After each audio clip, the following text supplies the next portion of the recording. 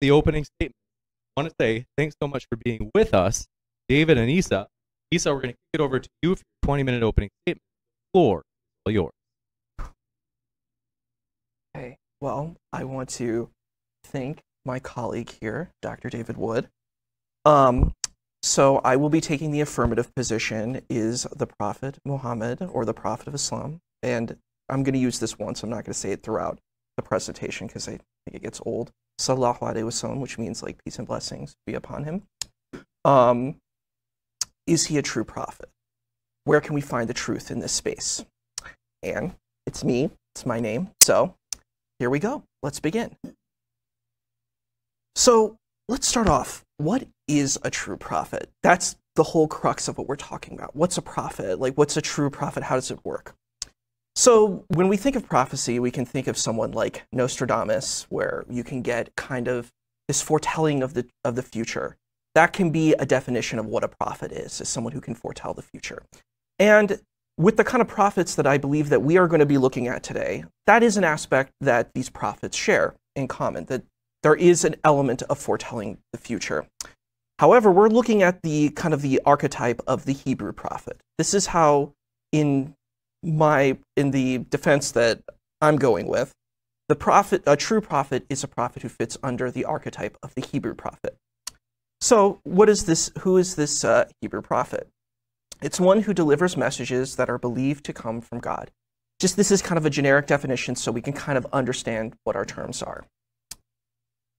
Okay, so we're going to look kind of how, first we're going to also kind of shift into what is an Islamic prophet in conjunction with this Hebrew prophet. So there are two kinds of constructs within the Islamic tradition. You have the Nabi and you have the Rasul. So Nabi is actually, we can find that right straight from Hebrew, which is Navi, which is prophet. And a Rasul is a messenger. So in Islamic tradition, you have the prophets, similar to the corpus of the Tanakh, the Torah, Nevi'im, Ketuvim, the whole corpus of the Hebrew scriptures. There are like minor prophets and major prophets. So that archetype fits within the Islamic tradition as well, where you have kind of minor prophets and major prophets. So the Rasul fits sort of as the major prophet. So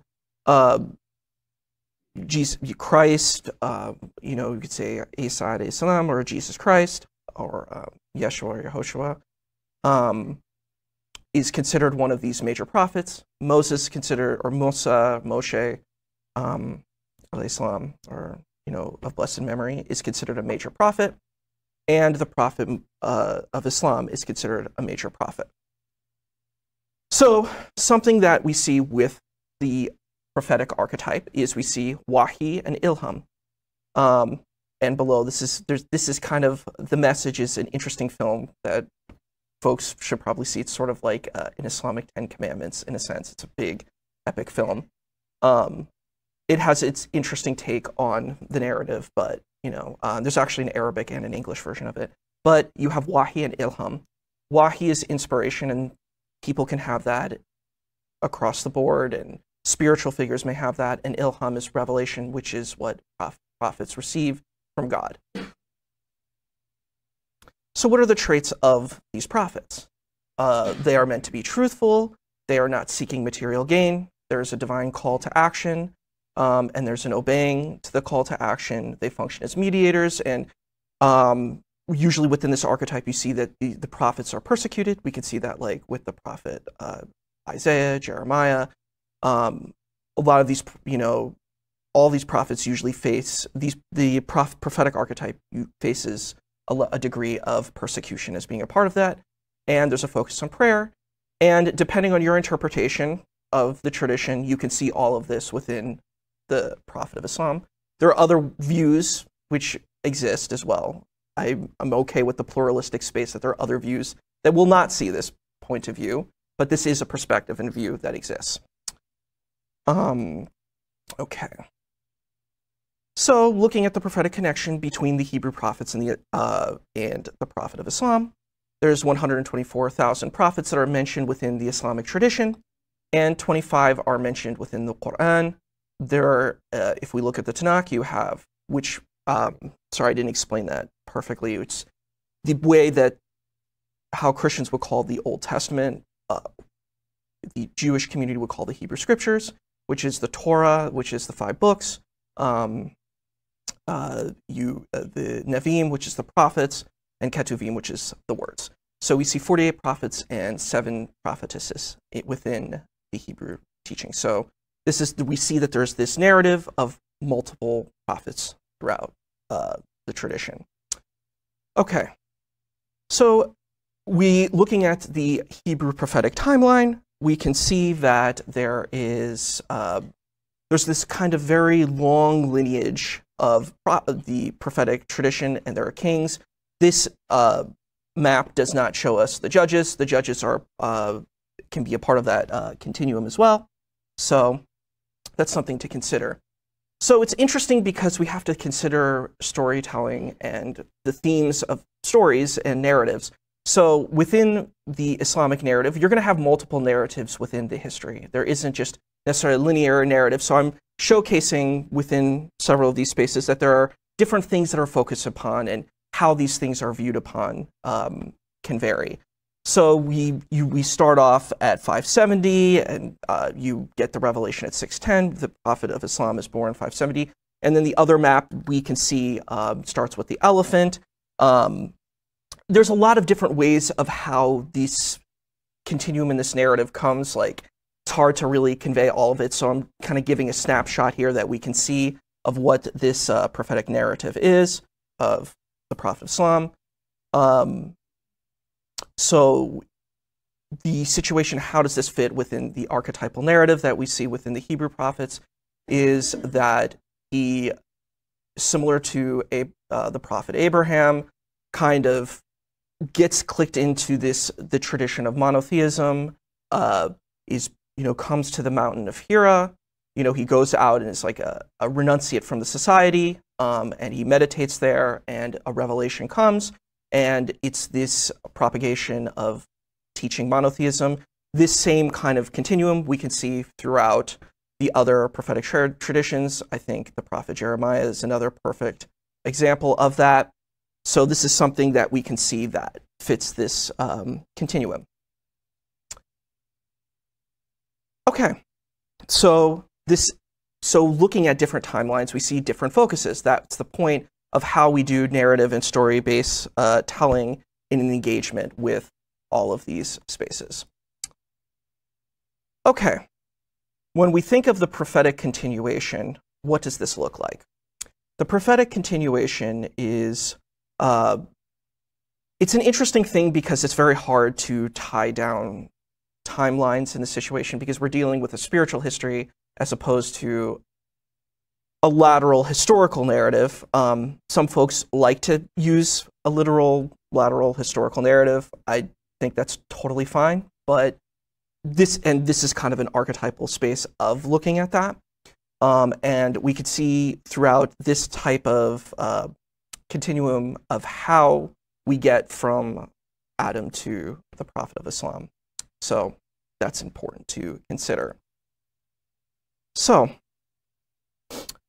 we as humans tell many stories. So this is the important crux of this situation. When we're looking at the Prophet of Islam, we're going to see many different stories of who this person is. We're going to see a story that can be in our modern day society, could be very highly charged, very negative to modern audiences. But we also could see a story of a narrative of a protagonist who is very positive and noble. And a lot of Muslims within the Muslim community hold to this archetypal figure, to this prophetic character within their lives. The question is, what makes someone a true prophet? What is truth in this space? How do we view what that looks like? And what I would say is, does this connect and have a continuation with the Hebrew prophetic narrative?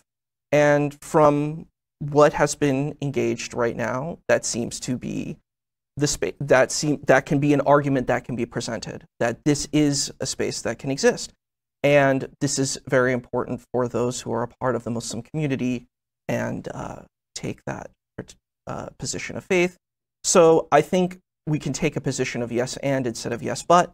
So that's the important thing to consider. Thank you very much.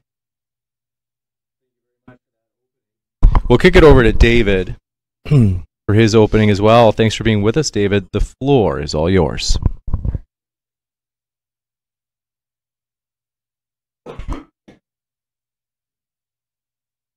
While we're waiting, I want to give you a reminder. If you're watching online, don't forget to hit that subscribe button. We have plenty more debates coming up today at DebateCon 4.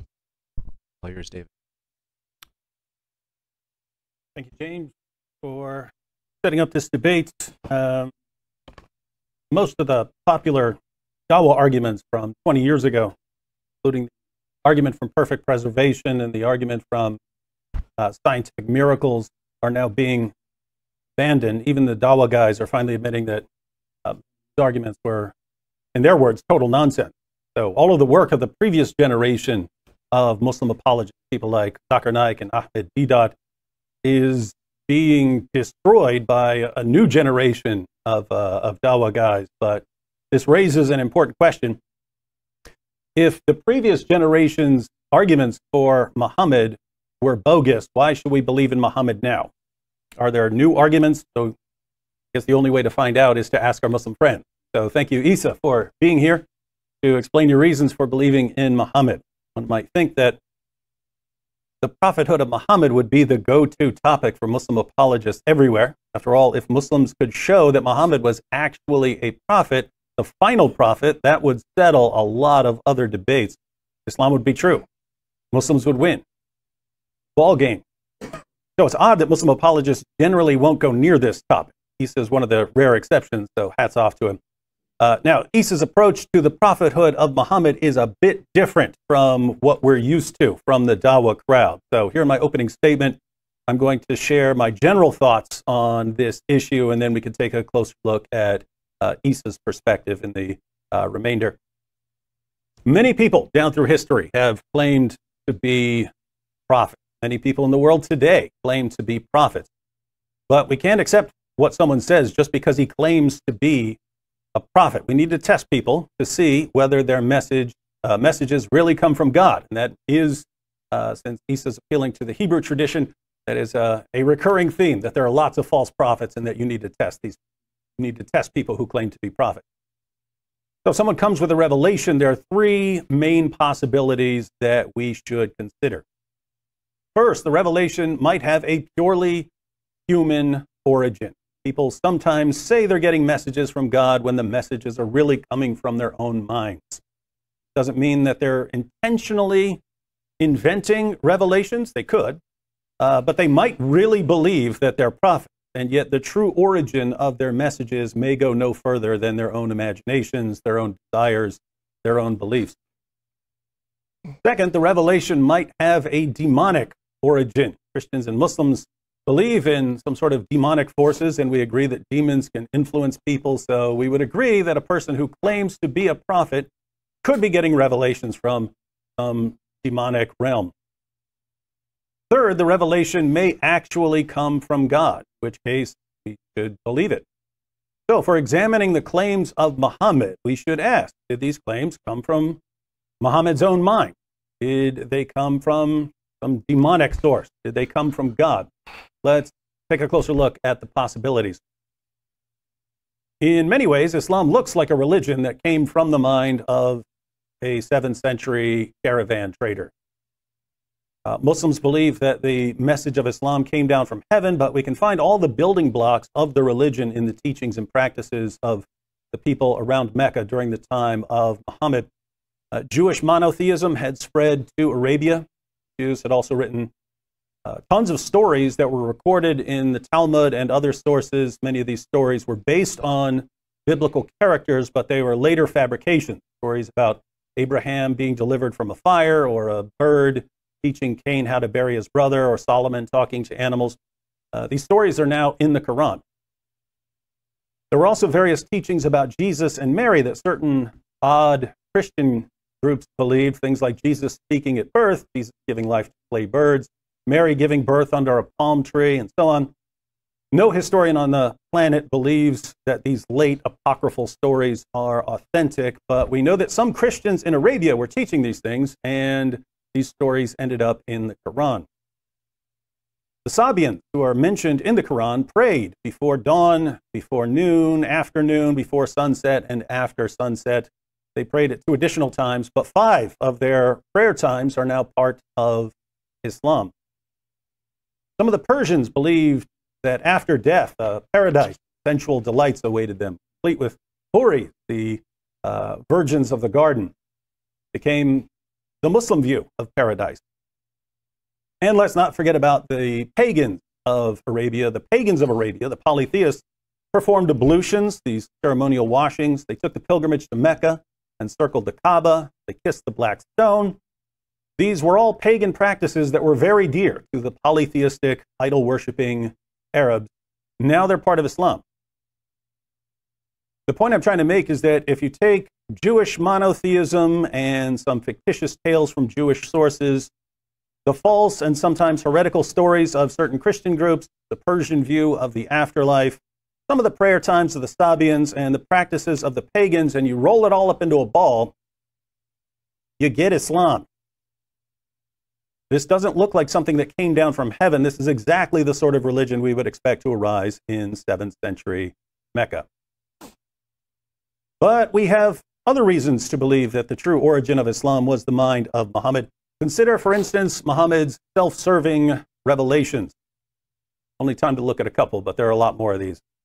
Surah 4, verse 3 says that Muslims can marry up to 4 women. But we know from history that Muhammad had a lot more than 4 wives. Tabari says that Muhammad consummated marriages with 13 women. We also know from references in Bukhari that Muhammad had at least 9 wives at one time. So, if the Quran says that men are allowed to have no more than 4 wives, why did Muhammad get more?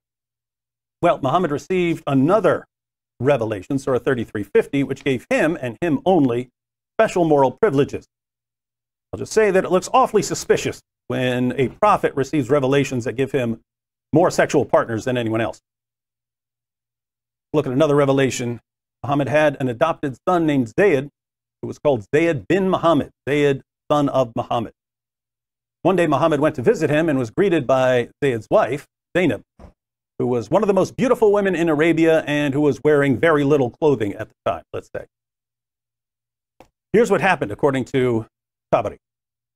She jumped up in haste and excited the admiration of the messenger of God, so that he turned away murmuring something that could scarcely be understood. However, he did say overtly, "Glory be to God the Almighty. Glory be to God who causes hearts to turn." When Zayd found out that Muhammad was attracted to his wife, he decided to divorce her so that Muhammad could have her. Muhammad, of course, was worried about what people might think, so he said, "No, keep your wife." But by that time, Zainab had found out that Muhammad was attracted to her, and so she began despising her husband, and Zayd, wanting to give his adopted father whatever he desired, divorced his wife. Muhammad was still worried about what people might think if he married Zainab, again, the wife of his own adopted son, but then he began receiving revelations to justify the marriage. He received Surah 33, verse 37, for instance, which says that Muhammad had to marry Zainab so that other Muslims would understand that it's okay to marry the wives of your adopted son. Here again, Muhammad's revelations seem a little too convenient, and this happened over and over again. Muhammad got caught having sex with his slave girl, Mary the Copt, in his wife Hafsa's bed. He was allowed to have sex with his slave girls, but his wives were upset that he was doing it in their bed. So they kept complaining until he swore by Allah that he would never have sex with that slave girl again. Swore by Allah, took an oath. Then he suddenly received a revelation, opening verses of Surah 66, telling him that he could break that oath and go back to having sex with his slave girl. The Quran is supposed to be the eternal speech of Allah, and yet parts of it have way more to do with satisfying Muhammad's desires than with guiding humanity. Interestingly, Aisha herself noticed this. Aisha, as you may know, was Muhammad's child bride. Muhammad had a dream telling him to marry her when she was 6. Years later, Muhammad received one of his morally convenient revelations, and Aisha said to him, "I feel that your Lord hastens in fulfilling your wishes and desires." Anytime you want something, you get it. Indeed. Would we expect the creator of the universe to have nothing better to do than sit around handing out revelations to satisfy Muhammad's desires? Of course not. This seems entirely human. And there are other aspects of Muhammad's teachings that seem all too human. Things that are attributed to him often seem like they were composed for 5-year-olds. The prophet said, if any one of you rouses from sleep and performs the ablution, he should wash his nose by putting water in it and then blowing it out thrice, because Satan has stayed in the upper part of his nose all night. A man was mentioned before the prophet, and he was told that he kept on sleeping till morning and did not get up for prayer. The prophet said, Satan urinated in his ears. Allah's messenger said, when the call for salat is made, Satan takes to his heels, passing wind, so that he may not hear the adhan. And there's everyone's personal favorite. The eyes are the leather strap of the anus. This one, fortunately, was not written for 5-year-olds. If you want to know what Muhammad meant by this, you can ask me during the Q&A. I had to do a little research to figure this one out. So, Satan pees in your ears. Satan hides in your nose. Satan passes gas during the call to prayer. There are tons and tons of these things.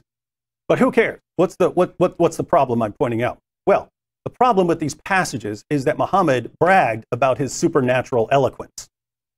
His sayings supposedly contain some sort of internal confirmation of their divine origin. According to Muhammad, when he says, the eyes are the leather strap of the anus, it's some kind of evidence that he's a prophet. Perhaps I'm missing something here, but this doesn't sound like wisdom from God. It doesn't sound like the work of Satan. It sounds like the silly folk teachings of someone living in 7th century Arabia. And when we combine this with the fact that Muhammad plagiarized practically everything in his religion from Judaism, Christianity, and so on, and with the fact that some of Muhammad's revelations have no purpose other than satisfying his desires, we can't help but think that these revelations are all too human. So we have good reasons to think that the origin of Muhammad's message was his own 7th century Meccan mind, but we should also look to see if there might be something darker involved. And here we find plenty of evidence that something beyond Muhammad was at work in some of his teachings. We know from Muslim sources that when Muhammad began receiving revelations, his first impression was that they were demonic. That was his first impression. Thought he was possessed. We also know that after his experience in the cave, he became suicidal and tried to hurl himself off a cliff. We know that it was his wife Khadijah and her cousin Waraka who persuaded him that he wasn't possessed, he was a prophet of God. Now, what happened to Muhammad in that cave when the Quran started coming to him? I don't know, I wasn't there. But according to the sources, when Muhammad ran out of that cave, terrified, depressed, and suicidal, he was convinced that he had encountered a demon. Sometimes your first impression is the correct one. According to our earliest Muslim sources, Muhammad delivered a revelation from the devil, infamous satanic verses. Here's what happened. When Muhammad was preaching in Mecca, he didn't win very many converts, but he wanted his countrymen to accept Islam, and he was hoping to receive a revelation that would help them convert. Then one day he got the revelation he was looking for. It said, have you thought of Alat and Alusa and Manat, the third, the other? These are the exalted cranes whose intercession is approved. This is what Surah 53 originally said. It said that in addition to Allah, there are 3 goddesses that Muslims can pray to. Alat, Alusa, and Manat. We call them cranes because the idea is that they're like birds who can carry your prayers up to Allah. And so they intercede for you. Muhammad delivered these verses to his followers. He bowed down in honor of them, and his followers bowed down with him. But a little later, Muhammad came back and proclaimed, the devil made me do it. He said that the satanic verses, which he had delivered as part of the Quran, weren't really from God, they were from Satan. And he replaced them with the words we find in the Quran today. So when you read Surah 53, keep in mind that it originally promoted polytheism and prayers to pagan goddesses, and that Muhammad couldn't tell the difference between a revelation from God and a revelation from Satan, even according to Muslim sources. Pretty disturbing, which is why Muslim scholars tend to keep this a secret. But there's more. We know from multiple references in Bukhari and other sources that Muhammad was the victim of black magic that made him delusional and gave him false beliefs. According to the story, one of the Jews stole Muhammad's hairbrush and used it to cast a spell on him. The spell lasted somewhere between 6 months and 2 years. So God's last and greatest prophet could be driven temporarily insane by a magician. Could demonic powers have been at work in Muhammad's teaching? Muhammad's first impression of his revelations was that they were demonic. Early Muslim sources report that Muhammad delivered a revelation from the devil. A magician could give Muhammad delusional thoughts and false beliefs simply by getting a hair from his hairbrush. I find it simply shocking that there are Muslims who see no problem here. History is filled with people claiming to speak for God, and their messages very often contradict one another. Most of these people have to be false prophets. So who are we going to listen to? I don't know about you, but as soon as I hear that a guy thinks he's demon-possessed and that he delivers revelations from Satan and that people can cast spells on him, I find it pretty difficult to take his claims seriously. So we have reasons to think that some of Muhammad's revelations have a purely human origin. We have reasons to think that something more sinister may have been at work in Muhammad's revelations. The question before us now is whether we have any good reason to think that Islam is from God. Is there evidence that outweighs the difficulties we've seen? What evidence has Isa given us? Well, we can talk about this in the remainder of the debate, but as far as what I jotted down, he refers to traits of a prophet, someone who's truthful, someone who doesn't seek material gain, has a divine call to action, and so on. I think you could point out these traits in a lot of false prophets as well, so I'm going to need a little more than that. And even if you have reasons to think that they're not being truthful and so on, their followers are generally going to say, no, they're being truthful. So we need a little bit more on how to distinguish someone who simply claims to have these traits versus someone who actually has them. And Isa says that Muhammad is the sort of continuation of the Hebrew prophetic narrative. And that's partly correct in that you have a lot of similarities in doctrine and practice between Muhammad and the Old Testament prophets, let's say. But Muhammad is claiming to be a continuation of them. So Muhammad comes along. You can see why some Jews and Christians might have been happy, especially at first. Like I mentioned Waraka. Waraka is some sort of odd Christian back then. And he thinks it's great when Muhammad comes along and starts telling the polytheists of Arabia that they should believe in one God and that they should believe in the Old Testament prophets. And so you can see why people might be persuaded by this and why Isa might think it's important to point out that Muhammad is a continuation of the Hebrew prophetic narrative. The problem is that Muhammad kept talking and talking and talking until he's contradicting the Hebrew prophets left and right. He's contradicting Jesus over and over again while constantly claiming that their scriptures affirm him as a prophet, even though those scriptures contradict his core teachings. I'd be happy to go through plenty of that. So I just think you're going to need a little more than saying he's the continuation of these prophets. Joseph Smith would claim to be a continuation of these prophets. Lots of false prophets would say, hey, I'm part of that prophetic line. In fact, if you're almost any false prophet in most parts of the world today, you're going to be claiming to be the successor of these earlier prophets. So you're going to need more than that. And so putting all of this together, we have good evidence that some of Muhammad's revelations had a purely human origin. Islam just looks like a mixture of apocryphal Jewish teachings, apocryphal Christian teachings, and pagan practices. It looks like something that came from 7th century Arabia. Many of Muhammad's revelations have no purpose other than satisfying his desires. Aisha herself noticed this. I'm not inventing this. At the same time, we've seen that maybe there's something darker at work in the formation of Islam. Muhammad's first impression of his revelations was that they were demonic. They caused him to be suicidal. Muhammad delivered a revelation from the devil, not according to me, according to Muslim sources. And according to Muslim sources, he was a victim of black magic, not the sort of guy I trust as the final authority in matters of religion. What evidence do we have that outweighs these difficulties? Well, simply claiming that he has the characteristics of a prophet and that the continuation of this prophetic line isn't going to do it, because that's what almost any prophet nowadays would say.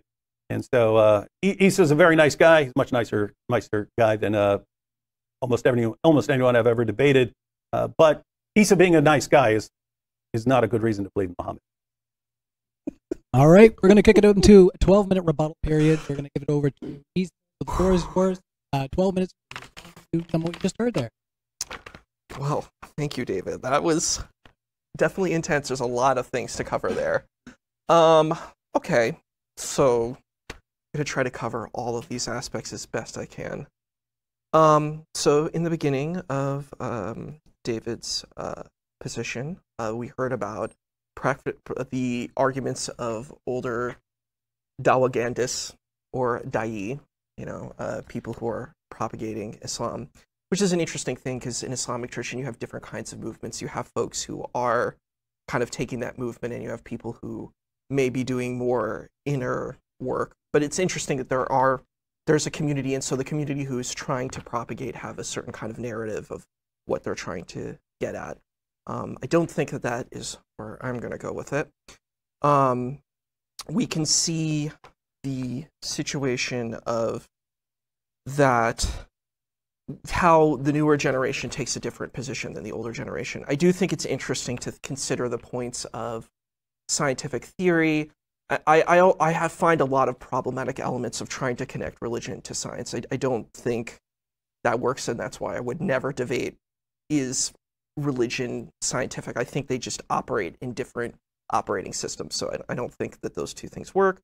There's a new approach. I'd love to hear more about the new approaches of the folks who are taking that position.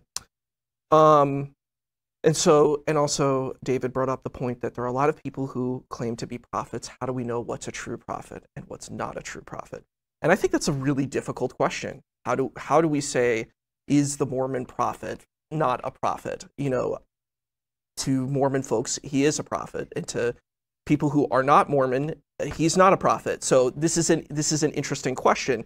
So I would kind of take the position that the Prophet of Islam is a prophet to Muslim folks. It's hard to say, again, if you're taking kind of a pluralistic position, it's going to be difficult to say, hey, there's this absolute truth. And I think that the people who take that position, the Dawagandists or the Da'is, their folk, this kind of position is that they are exceptionally correct.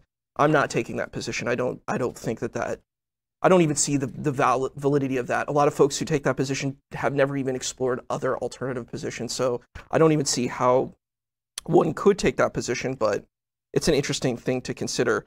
The next thing is the three possibilities: human origin, demonic origin, and may actually come from God. Yeah, this is interesting. I would say there's probably lots of other origins too, but going to these kind of elements, taking these three elements that a person basically constructed religion, they just made it up. It's possible. It's an interesting thing.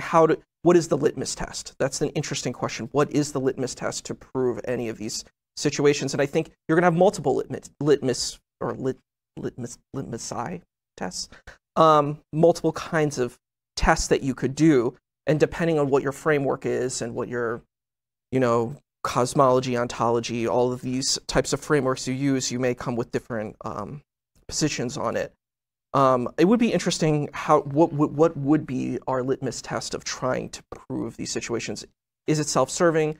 Well, this is interesting because the narratives that we've heard from David are really kind of our more traditional Ahl Sunnah wal Jama'ah, or your Sunni narratives, which is your traditional kind of hadith, which there's like 30,000 hadith. There's so many. The hadith corpus is insurmountable, and there's some repetitions within, and the system in of itself is based on transmission. We don't necessarily know about veracity of information within the hadith tradition, but if this is an important framework for folks, I say have at it for the folks who utilize that framework.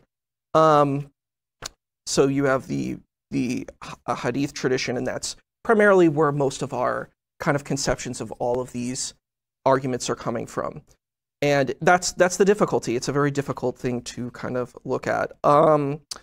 Another element is, who were the folks in ancient Arabia? This is another difficult situation. I had done research in this. Actually, the ancient Hebrews, I did a whole like research element of was Gordon Newby has a whole book on the Jews of Arabia, and it's very complex. It's very difficult to know how these Jews are, because even if we look at ancient Hebrew traditions, let's say if we look at the 1st century of Jews or Israelites, Hebrews, whatever term we want to use, we see that there were different kinds of narratives. You have the Sadducean or the Sadducee position, the Pharisaic position, or the Perusian position. And the Pharisaic position kind of is the most position that Jewish people have to this day. It's interesting. There's these interesting narratives. What is meant in the Quran by what is a Jew? I think this is an interesting question to ask.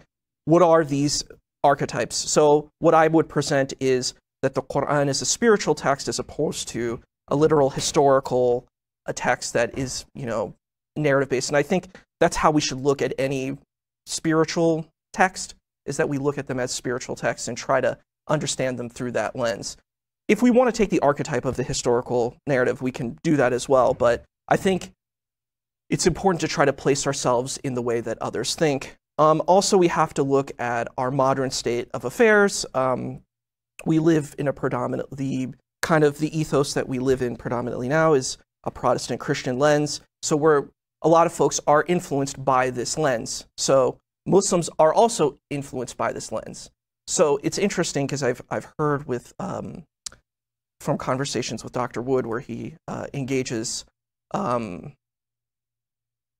folks. There's this point that they're like, well, we believe in the Torah and we believe in the Gospels, but now they're no longer relevant, which is a really interesting position to take, because if you take that position, you face a whole theological crisis. You could take a spiritual perspective saying, these are spiritual texts, I don't literally understand them. That helps you kind of escape that quagmire, but that's an important thing. Is this a spiritual text, or are we going to look at it through an absolutist historical narrative? You can do that. As an academic, that's a fair position to take, but I don't think it's the only position to take, and that's what I'm offering. There's an alternative position here. There's different kinds of things like the bringing life to clay birds and the delivery of Abraham, the prophet Abraham. Yeah, it's an interesting thing. How do these narratives come about? I would say, is that necessarily a bad thing? Is that a terrible thing to have a situation where you have a conglomerate approach? If we look at the Ark of the Covenant, for example, there's definitely Babylonian fusion and effusions within that. I don't think there's anything wrong with that. I think that that's a part of humanity, is that we dialogue and these things interconnect with each other. I don't think that dismisses that someone could be a prophet. It just depends on your archetypal spiritual narrative. The point on the stories of the caravan trader, that is a position one could take. I don't think you have to take that position. It's all about what narrative and archetypal space you want to take on this. So that's one position one could take. There's definitely other positions too. Again, talking about the Persians, ceremonial washings. Again, I don't think that that's necessarily a problematic element. I think that's okay if there's imported elements, and kind of a fusion of stuff. Self-serving revelations was another point that came up. I had a response to this because there's a chapter in the Quran called Abasa, which is keep frowned, which is actually in that particular surah. If one wants to take that approach, the Prophet of Islam is actually, what's the word that I would use, is kind of challenged on his approach of who he is engaging with. So it's not like every verse is completely self-serving. So I think I don't know if we want to take that kind of absolute approach, because there is a response for that. So that engages the self-serving elements, Zayd, and yes, the Aisha situation, which wasn't brought up, but that you could have that too, I guess. And the Maria the Copt, yes. And the eternal speech. I think this just depends on people's theology. What is the theology people want to take? I don't think you have to take this absolutist Islamic approach where you have to say, this is absolute. And I think that that's unfortunately a space that folks take. They say, well, this is absolutely the way it has to be. And what it is I think it's a tribalistic response. It makes people say, I am the chosen one, I'm the best, I'm the greatest. And they've, again, as I had said before, reinforcing and reifying that original position, people want to be special. They want to be chosen. And I think that that type of narrative allows them to be chosen and special. They have a lot of these folks who say that the Torah is corrupt. Have they actually read the Torah? No. Did they learn Hebrew? Did they take time to learn ancient Greek? No, they didn't learn any of these things. They didn't do the work. But they want to do it because they were born in the right family at the right time in the right space. So I don't know if I would say that that condemns the Prophet of Islam. I think this is just one interpretation of who the Prophet of Islam may be.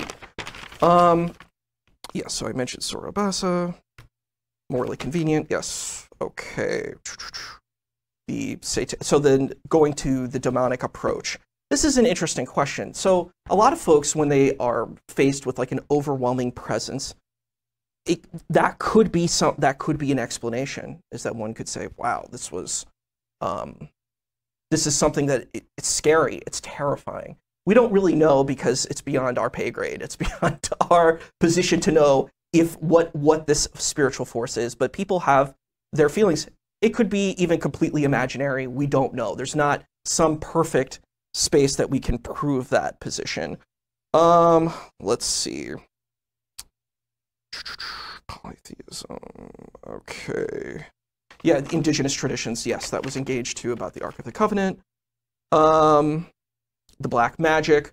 Yeah, that's an interesting thing. We use these terms to explain things that we don't understand. We use things like black magic. We use things like these kinds of concepts. And I think even like if you're reading poetry or a spiritual kind of text, you might have certain language that's used from a certain time that has a certain kind of context and understanding. I don't think that we need to throw the baby out with the bathwater and dismiss all of that within that kind of space. So I think it's interesting. How would we define what a false prophet is from a true prophet? I think that's an interesting question in and of itself. Yeah, and going back to the Hebrew prophets, I think going with that kind of space, it is a consistent situation, and that's what we can see with that particular situation. Yeah, thank you. Very much. Appreciate that. So we're going to kick it over to David for his 12-minute rebuttal as well. Thanks, David. The floor is yours. Thank you, James. And Isa began there by distinguishing his approach from, it's funny that he actually used the word dawagandist. I'm starting to like you a lot, Isa. But and he pointed out some of the differences between some of the approaches of the Dawa guys in recent years and his approach, and he pointed out with the very popular to be using scientific arguments for the Quran. The Quran supposedly had all these scientific miracles. This argument came out in the 1970s and then was developed in the 80s and the 90s and was used on people who weren't actually looking up the passages. When you actually looked up the passages, the argument started to fall apart. And now even people like Ali Dawa are saying that the argument has been debunked, and he calls it absolute nonsense. But I would actually agree with Isa that there probably shouldn't have been an argument to begin with. And it's one thing where I would actually, I assume Isa would have the same perspective here if he's interpreting this as for the spiritual message. When I was looking at some of the scientific miracles arguments from the Dawa guys, it was almost like they're ruining the passage, because some of the passages had an important meaning that gets completely derailed once you start looking for the scientific accuracy. So in the famous passage about embryology, you had the Dawa guys, they try to show that this lines up with modern embryology. It doesn't at all. But when you take it down that road and start examining it scientifically, you miss the entire point of the passage. The point of the passage was, it was about people who deny the resurrection. It says, you deny the resurrection because you don't think God can put you together again after you die? Do you know how God put you together at the beginning, at first? And so the point was, it's pretty amazing that you were put together at all. You shouldn't find it too unbelievable that God could put you together again. So it was a perfectly interesting point, which any theist who believes in a resurrection could agree with, and it gets completely derailed by taking it down the scientific route. So Isa has given us his thoughts for believing in Muhammad, I've given several reasons for why I don't believe Muhammad is a prophet. And let's go through some of these. So, yeah, I broke it down into sort of three categories. And keep in mind, it's not a person falls into one category or the other. You could truly get some sort of revelation from God over here, and yet you could be talking just from your own mind over there. Something is looking at the revelations. What does the actual origin look like? So I began by looking at Muhammad's teachings to see whether they might have a human origin, and I said that we have many good reasons to think that the true origin of Islam was the mind of a 7th century Arabian man. Isa, in response to the points I brought up, so I brought up that the sources of Islam, you find all the building blocks of Islam in the surrounding culture of Muhammad. Lots of competing groups. Islam sort of blends a lot of them together. I pointed out that there are self-serving revelations and a lot of silly teachings. I wouldn't think the silly teachings are really a problem, except for Muhammad claiming that his saying has some sort of supernatural eloquence. Isa points out that I'm relying primarily on the Sunni tradition. That is correct. And I am open to other views, and I'm more open to other views on Islam than I used to be. My thoughts generally come from Sunni sources. I used to think it's obvious that Sunnis have the most correct Islamic position. I mean, you're talking 80 to 90% of Muslims in the world are Sunni Muslims, and it's why did Islam make this? Why did Islam have this big impact there? Why is that the dominant position? Whereas in more recently, I've come to think that the Sunni sources are very, very problematic in a lot of ways. They're extremely late. So the main sources, Sahih al-Bukhari, Sahih Muslim, you're talking 2 centuries after the time of Muhammad. I used to think that, you know, they're probably doing a good job retaining that information for a couple centuries. The closer you look, you find out they're inventing stuff left and right back then. The difficult methodology, trying to figure out what you can take seriously and what you couldn't take seriously.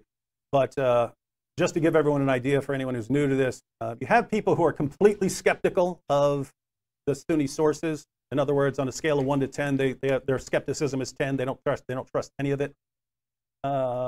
If you go back like 2 years, I would have been like a 5 or a 6. 5 or a 6 on how skeptical I am of these sources. So I believe there's a lot of reliable information and some made-up stuff. But recently, this is Joshua Little, who believed that he was defending Islam from Islamophobes by attacking some of the information in Sunni sources to show that we shouldn't be using it because it's not actually reliable. But in his Oxford doctoral dissertation, he breaks down the Sunni historical methodology, and is way, way, way worse and sloppier and more deceptive than I was aware of. So now I'm significantly more open to Shia interpretations, Sufi interpretations, and so on, because the sources are way worse and way weaker than I'm aware of. So a lot of what I'm saying comes from Sunni sources, and so again, this would apply to the vast majority of Muslims who believe in those sources, but there is plenty of room for disagreement among Muslims, and so if you're a minority Muslim, or Shia, or Sufi, or something like that, you might be able to just reject a lot of what I'm saying and say, hey, that's Sunni, and don't. Yeah. So a lot of this will only apply to Sunnis. Isa says that we should be reading the Quran as a spiritual text, not just looking at it as a historical narrative, and that makes some sense, but there's another problem. If we're going to examine Muhammad as a prophet, then we have to know who we're examining, right? If we take a copy of the Quran and say, is this from God? It seems like we should know about the person who brought it. Otherwise, we just got a book. It's just hanging out there in midair. In other words, if you're trying to discern whether someone is a true prophet or a false prophet, you would probably want to look at his life and the rest of the things he said and so on. And so I'm not quite sure you can treat something just as a kind of spiritual text without examining Muhammad's life. But where are you going to examine Muhammad's life and say, is this a guy we should believe in? How are you even going to the Quran and having any clue what a lot of it is talking about? Lots of the Quran you cannot understand without going outside of the Quran. the Quran says that Muhammad is your pattern of conduct. The Quran doesn't say a whole lot about the life of Muhammad. You have to go outside of the Quran to see what your pattern of conduct is. There are all kinds of passages in the Quran. You can't understand what these passages are about without looking at the historical background. And so we kind of need these other sources, but we're kind of getting to part of the problem here. Most of what we would look at would be Sunni sources that come from 2 centuries after the events to try and understand what the Quran is even saying. And so if we're not taking those sources seriously, then it's not clear why we're going to have any clue what the Quran is talking about, some of the, even if we're just interpreting it spiritually. So how else can we, how else we're going to examine Muhammad's life if we're not going to the sources, the only sources that we have on his life? Isa says that the Quran, drawing on apocryphal sources or the surrounding stories of his time, wouldn't mean that the Quran is wrong. I actually agree with him here. I actually agree with him on this. It's not the normal Muslim approach. A normal Dawah guy would be horrified at what Isa just said. There are exceptions. Shabir Ali, I was in a debate with Shabir Ali, and I was bringing up some of these passages where we know exactly where the passage comes from. We know exactly the source where Muhammad was getting a story, and it's not an accurate source. It'll be a source from like the 5th century or something like that, and Muhammad tells the same story. So we look at that and say, hey, you got a problem here. Your prophet's plagiarizing false stories. But Shabir pointed out, and again, this would horrify the vast majority of especially Sunni Muslims. Shabir's response was, look, if someone's preaching or something like this, and he just, the Marvel movie is out, and he says, hey, it's just like the Hulk when the Hulk does, could you do that? And be, using that for a message to someone. At the end of the day, I say yes. So I wouldn't think it's a terrible, terrible problem, even if Muhammad is using sort of apocryphal sources. It would be a problem for the way lots of Muslims interpret their sources. But Isa is saying, no, it's okay. It's okay to even use some of these apocryphal sources, even if they are not correct. You can still use them for the message or something like that. I don't actually have a terrible problem with that. So we've got the issue of the sources of Islam. If we don't actually have a terrible problem of Muhammad getting his information from the sources that are popular at his time, whether they're right or wrong, okay, we're good. As far as the self-serving revelations, Isa's main response here was that not everything in the Muslim sources was self-serving towards Muhammad. And that's correct too. There were times when Allah would rebuke Muhammad and tell Muhammad to repent and tell him to ask forgiveness of his sins. And in the hadith, it says that Muhammad would ask forgiveness of his sins 70 times a day. So he's obviously doing something that he thinks is wrong. So he's not receiving revelations to justify everything. But I don't think this is enough to deal with some of these issues.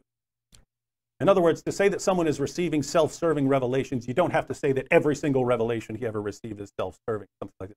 Some of these really, really look problematic. Again, Muhammad swears an oath by Allah. I will not have sex with that. Well, I will not have sex with that slave girl again because I disrespected you, my wives, by doing this in your bed. So, in sort of punishment to myself, I'm not going to have sex with my slave girl again. Are we good? Yeah, we're good. Hey, wait a minute, I got a revelation. It's in the Quran, Surah 66, verses 1 to 2. Allah says, hey, I didn't tell you to make that oath. Tells him it's okay to break it. That looks really, really suspicious. And again, this wouldn't be a complete deal breaker. You could have a problem with this and then have that problem outweighed by other considerations. In other words, you could have that kind of problem, and then Muhammad does this awesome miracle that sort of confirms that he's a true prophet, something like that. So these are things that could be outweighed. My question is, what is it that outweighs these problems? Because I look and I see problem after problem after problem after problem after problem, and I never see the evidence that outweighs the problems.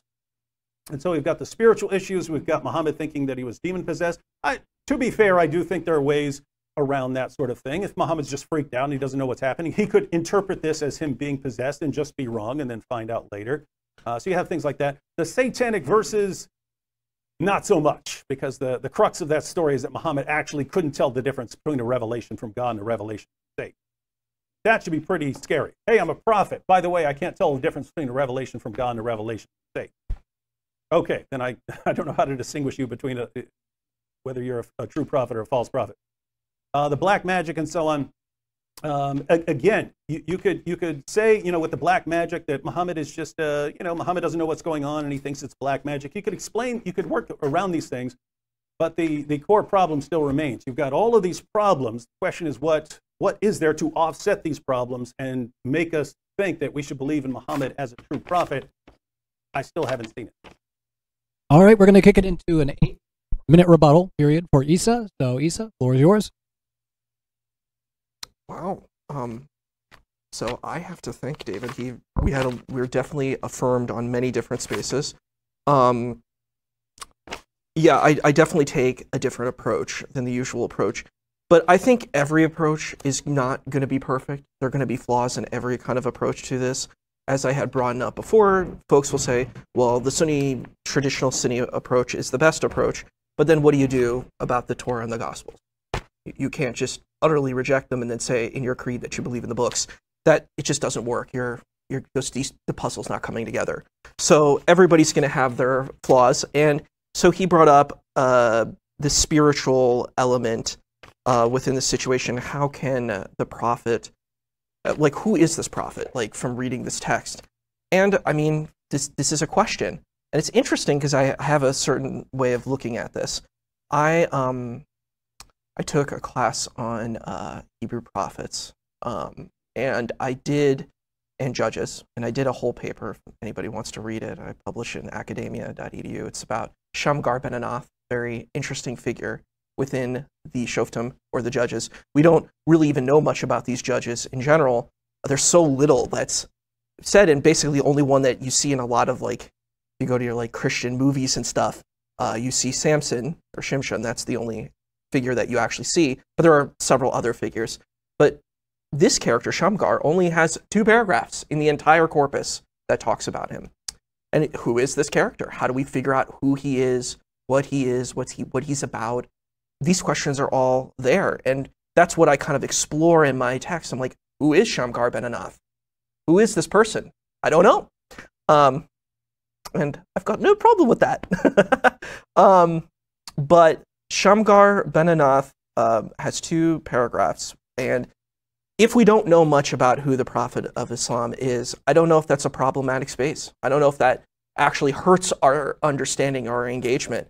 I think each person has their own engagement with spirituality and religion. If you're a Christian, you have your own engagement. And many people have different engagements with their faith, or if they don't have faith. If you're a secular humanist, you're going to have different positions within secular humanism, and I think that's okay. I take the position of pluralism and perennialism. I think that people can have different points of view and different perspectives, and they can coexist. I do think it's difficult when you have people who take the position of essentialism, and I think that is definitely what Dr. Wood is engaging, is these essentialistic positions, where people are like, well, this is the truth, this is right, I am right. They've never explored anything else, they don't know anything else, but they know their little narrative, they know their story, and they keep pushing that story, and they want to be special and better than other people, as I've stated before. And that's the perspective. I don't think things that are complex and controversial are necessarily bad things. And it's interesting, if we literally took the Hebrew scriptures at face value, there's a lot of controversial things that we may see there. We can see, the story of David, funny enough, talking about David, King David, Prophet David, depending on your faith tradition. It's an intense story. It's not an easy story. But there's a lot of wisdom to be gained from it. And that's how I think we should look at scriptures. There's a term in German, Heilsgeschichte, which is like a salvation history. And I would take it in my own interpretation of a sacred history. And you can have a sacred spiritual story. And I was thinking of the narrative of Hercules. You have the Greco-Roman story of Hercules, who has to go on these 12 trials. And it's pretty horrific how he even gets there. He kills his family, he goes in a rage. Then you have Disney's Hercules. Very different characters, but a part of the same archetypal narrative. And people have different narratives. Is Disney's Hercules false? I wouldn't say so. It's a different kind of telling. It's a different kind of narrative. So people have different narratives. And Muslims have different narratives on who the Prophet of Islam is. You do have this narrative of someone who, justifies, what certain communities like I don't even want to say I'm not even going to say their names, paramilitary groups that do very bad things, that I would say do terror. They have their own narrative of the story. And if they're presented with an alternative narrative, they're like, that narrative's false. Everybody is trying to say whose narrative is true, whose story is correct. So what I'm offering is that there's a different narrative that can exist too. When they had the story, The Message, that movie, they had a certain kind of archetypal narrative of how they explored that story. And I don't think these stories are wrong. I don't think it's wrong to have alternative narratives. I think it's difficult when you take a hyper-essentialistic one. Excellent. We're moving into for David, right? All right, correct. All right, just double checking. All right, Dave, floor is yours. 8 minutes on the floor. Good job. Sir. All right, so we're in our we're wrapping up our second rebuttals here. Let's see where we're at evidence-wise. I laid out a pretty simple case. Someone comes along claiming to be a prophet. There are a lot of people down through history making those kinds of claims and run into some really bad problems. You just believe anyone who comes along telling you that he's a prophet. You're basically begging to be a victim if you're just going to side with anyone who claims to be a prophet. So we need some sort of criteria in place for distinguishing a true prophet from a false prophet. And fortunately, if you have a lot of information about someone, you can start to examine it. Didn't know anything about someone, he comes up and he says he's a prophet, you might not know what to believe. If you've been following him for a while, or he's got an entire community around him that's been recording things that he's done, then you have better ways of examining him. And when we examine the life and teachings of Muhammad, some things start standing out. So things like Muhammad receiving revelations that don't seem to have a purpose other than getting him out of some moral condemnation at some particular time. People don't realize how obvious this is in the Muslim sources. So I mentioned Muhammad's relationship with Zaynab. Muhammad had an adopted son. His adopted son named Zayd. Zayd has a wife, Zaynab. Muhammad sees her. He's attracted to her. Zayd eventually divorces Zaynab so that Muhammad can marry her. This was considered bad. It was considered bad because they didn't draw a clear distinction between an adopted son and a regular son. So that was almost on the level of incest for the surrounding culture. You're taking your adopted son's wife. What in the world is going on here? I mentioned that Muhammad received Surah 33, verse 37, where Allah tells him, breaks it down to him. He says, Muhammad, you have to marry this woman. You have to. Why? Well, so that other men understand it's okay to marry the divorced wives of their own adopted son. Now notice, how many people struggle with that? How many people down through history struggle? Should I marry the wife of my own adopted son or not? Doesn't seem like a terribly important issue. But this is amplified because Muhammad also receives, in order to justify this relationship, he also receives Surah 33, verses 4 to 5, which, in order to completely justify it, abolishes adoption in Islam. So think about this. The final straw in justifying Muhammad's marriage to Zaynab was to abolish adoption in Islam. Now, according to Surah 33, verse 37, why did Muhammad need to marry her? So that people would understand it's okay to marry the wives of their own adopted sons. But then Muhammad also receives a revelation saying there is no more adoption. So it's a problem that will never arise again.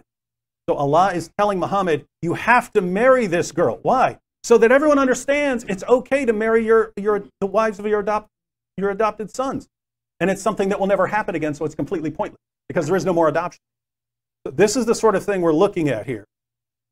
And it just looks awfully suspicious. There would have to be some seriously good evidence to outweigh this sort of thing. If you're, again, you can combine this with Muhammad breaking his oath. You could combine it with all kinds of things. But this does seem to happen over and over and over again. So the question is, why should we be believing this guy? And I still haven't seen the reasons why we should be taking Muhammad seriously.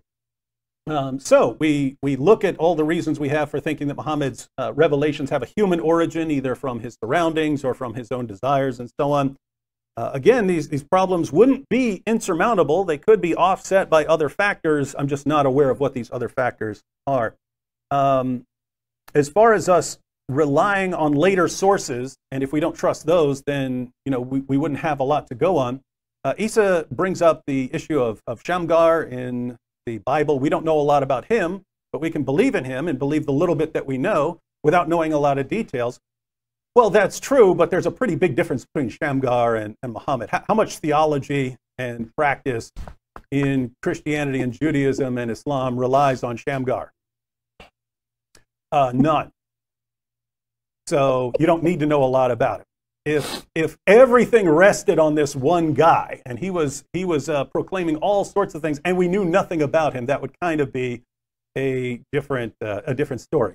In Islam, notice in the Bible you've got 66 books, you've got about 40 different authors. You have a cloud of witnesses of different situations. In the Quran, it's just Muhammad who's receiving these revelations. And so everything in Islam rides on Muhammad. So if you can't trust him, you kind of can't trust the whole thing. Isa points out that there are controversial things in the Hebrew scriptures. You've got things that King David did. Yeah, you do. You have King David having his buddy killed to cover up the adulterous affair with his wife. He's condemned for that. He's condemned for that in the Bible. If Muhammad had done things in the Quran that he's condemned for, it would have zero problem with that. I wouldn't even bringing it up. From a Jewish perspective and a Christian perspective, we look at our prophets and we view them very frequently as massive screw-ups that God uses anyway, in spite of how much they messed up. That's not the Islamic view of a prophet. At least in Sunni Islam, they have the doctrine of Ismat al-Anbiya. That's Allah's protection of the prophets. They believe that a prophet is going to be protected from any sort of committing any sort of major sin.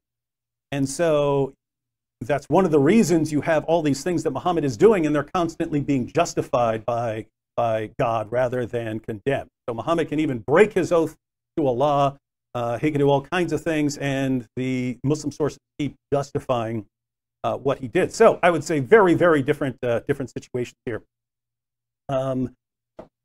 Isa points out that he's okay with different narratives and different interpretations of Islam, and yes, there are different interpretations of Islam. And I've mentioned that I don't necessarily have a terrible problem with some of these other interpretations. In fact, at this point, I'm finding some of the alternative interpretations of Islam much more attractive. But this doesn't mean I can ignore the fact that one particular interpretation of Islam keeps rising to the surface over and over and over again, and that the more Islam expands around the world, the more this interpretation of Islam becomes dominant, to the point where, let's face it, if certain people in the world who want to have their way get their way, Isa's in trouble. Isa would be in trouble for things he said right here. He would be in massive trouble. There are people who would want to execute Isa for things he's said during this debate, who would obviously want to execute both of us for things we've said in this debate. Now, if that were some weird misunderstanding of Islam, that would be one thing. There are people who misunderstand all kinds of things. But that's increasingly becoming the most popular, most dominant position. It just seems to grow, keeps rising to the surface. And so when I'm looking at Islam, I'm kind of looking like there are two possibilities here. Either the position of these guys who would want to execute us both is what Islam actually teaches, or Islam just sounds like it teaches that, so much so that that's the position that keeps winning. And either way, this would seem like a pretty serious problem. All right, we're going to kick it into 25 minutes open discussion, and then we're going to go into Q&A. So 25 minutes open discussion. Have at our phone. What do you want to talk about, Isa?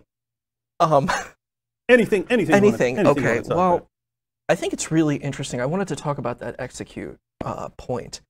I think about people who would want to execute you? Yes, and execute us. I think that this has to do with the space of power dynamics. And we're dealing with postmodernism and nationalism. I think we have to incorporate these things, and tribalism. So people, like I was saying before in the debate, in our conversation, people think that they're the chosen one. They think that they're the best. So they say, well, my story's correct.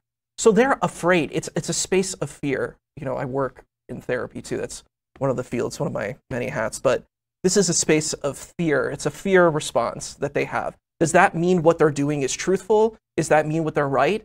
They don't even know anything. Like, of course, oh, they're going to execute me. Have they gone to like graduate school? Have they studied this stuff? No, they heard what someone else told them, and they're a parrot. They repeat what other people tell them to repeat, you know, and doing self-exploration and actually engaging these things, it's a different space. And you're right, a lot of people don't even know anything about these sources because most of it's just in graduate school. You don't actually talk about this stuff. So I'm curious, what do you think about this kind of like bandwagoning thing? Just like for example, I think in America, there are a lot of people who call themselves Christian. They said, I believe in Jesus, but I'm going to enslave people and I'm going to do all these horrible things. In my opinion, that has nothing to do with Jesus at all. And if we look at the text, I don't see that. But these people claimed that it was. So how would you address that particular? Let me go back to what you were mentioning a moment ago, because a moment ago it sounds like you were more appealing to kind of human nature, right? So humans have actually now I'm thinking of George Orwell's review of Hitler's Mein Kampf, just because you could read that today and it sounds like he's talking about the world today. But anyway, once upon a time, when Hitler started rising to power, George Orwell wrote a review of Hitler's Mein Kampf. And he starts talking about how sort of modern liberal society, they tend to think that what people actually want is, you know, they want a little bit of a reduction in how much they work, and they'd like a little bit more comfort, and like a little bit more pay, and like a little bit more ease in life, and some more vacation days, and so on. And if you just give people what they want, that's what they want. And he says, well, people may want that sometime, but people also want rallies and be marching with their flags and saying we're the correct ones and everyone else is wrong, and they want to be dominating and owning everyone around them. So he's pointing out that this is part of human nature, and he argues that even though, keep in mind, he's condemning Hitler, he's blasting away at Hitler, but he points out that that fascism is psychologically sounder than what people in Great Britain and so on were teaching at that time about what human beings really want. He's basically saying certain guys understand they want a crowd wants to rally around someone and declare that they have the correct position. Everyone else has to be crushed. So you can see that whatever your position is, there are going to be people in your position who want to do that. We have to go out and destroy everyone else and refute everyone else and own everyone else and so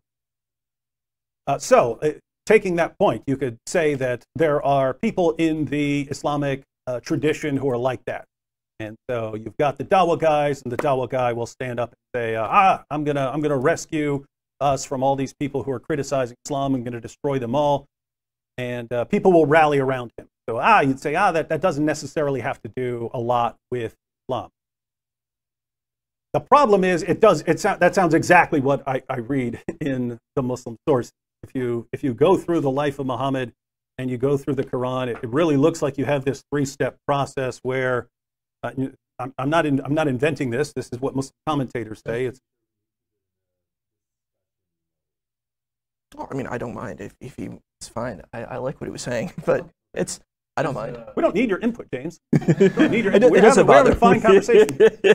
Yeah, you're right. Yeah. I fed it in his ear. Yeah, let's go. I'll wrap it up.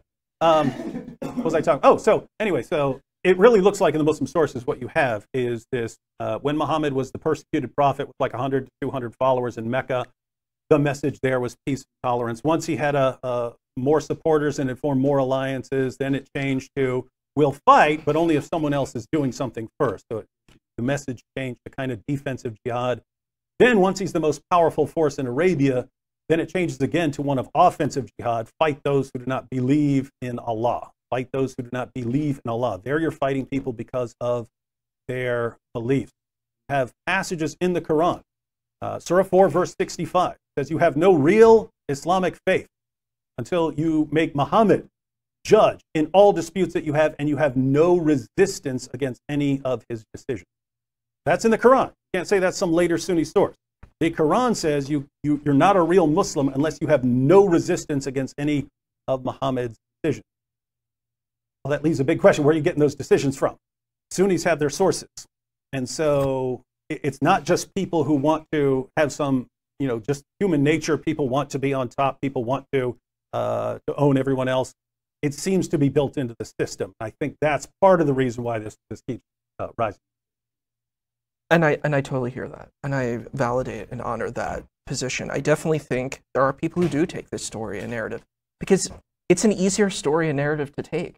It's an easier narrative and story to say, well, I have all these puzzle pieces that fit together, thus it means this. I have these hadith, it fits.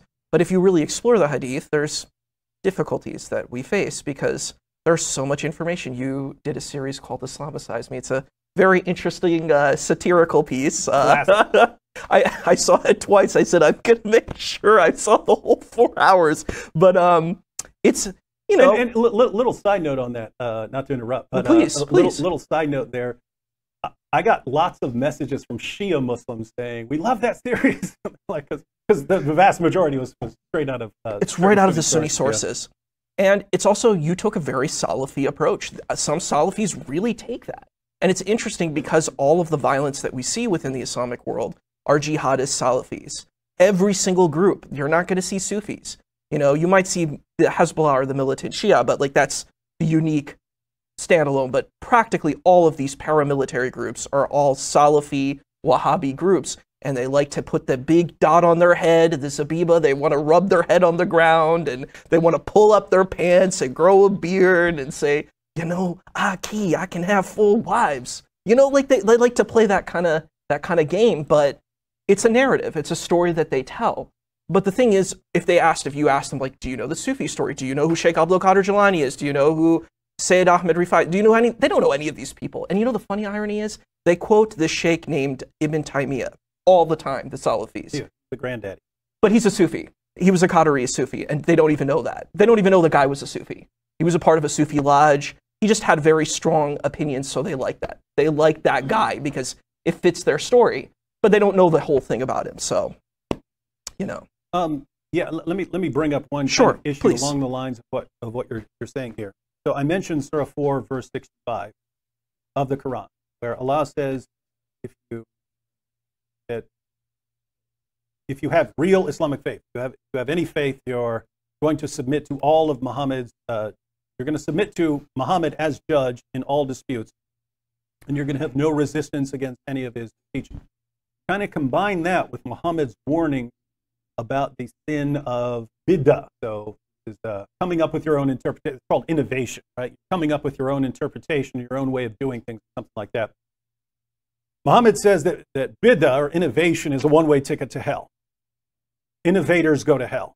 So this is, hey, I'm coming up with my own interpretation of Islam or some teaching or something like that, or my own way of doing it. You combine those things. So Surah 4, verse 65, that you can't have any resistance against any of Muhammad's decisions, and the idea that innovation is a ticket to hell. It's not saying that this should be the outcome, but the actual outcome historically seems to have been that Muslims get worried, hey, if I just know a little bit of something, if I just read the Quran on my own and maybe learn a little bit about the Quran, well, I'm probably going to make some mistakes, and I'm probably going to be on the wrong sides of issues, and therefore, I'd better not do. There are two options: either learn it all or shut up and listen to what your scholar says. Those are the options. Either learn it all and become a scholar, in which case you'll know that you're not committing innovation or any of these other things, and that you're not resisting Muhammad. So either learn it all and become an expert, or shut up and listen to the expert. And so the tendency, and you can see this in the Dawah community, there will always be one Dawah leader and then a group of followers around him who don't know anything except listen to the Dawah guy, right? And they stand around him. You know I'm right, right? Right? There was always like that. There's the Dawah guy, and then there's his followers. His followers don't know anything except just what he tells them. But anyway, the point is that seems like a problem that arises from within Islam. If you're being warned, hey, you can't have any resistance against Muhammad's teaching, and you can't come up with your own understanding, and therefore notice, if you are just trying to interpret the Quran on your own and you can't understand what the Quran is talking about without looking at the historical background, which you get from the commentators, or from the hadiths, or something like that. Therefore, you have to know all these sources to understand what the Quran is saying. Anyway, the point is, it seems like this situation is arising from Islam. You know what I mean? I definitely think it's an opinion that we see within Islamic tradition. And the thing is, it's like I had mentioned before, it's like postmodernism. People are trying to kind of unify under a banner. But it's interesting, even if we take Sunni traditions, what does the Ahlul Sunnah wal Jama'ah say about this? They say there's 73 groups. So which group is right? Well, I don't know.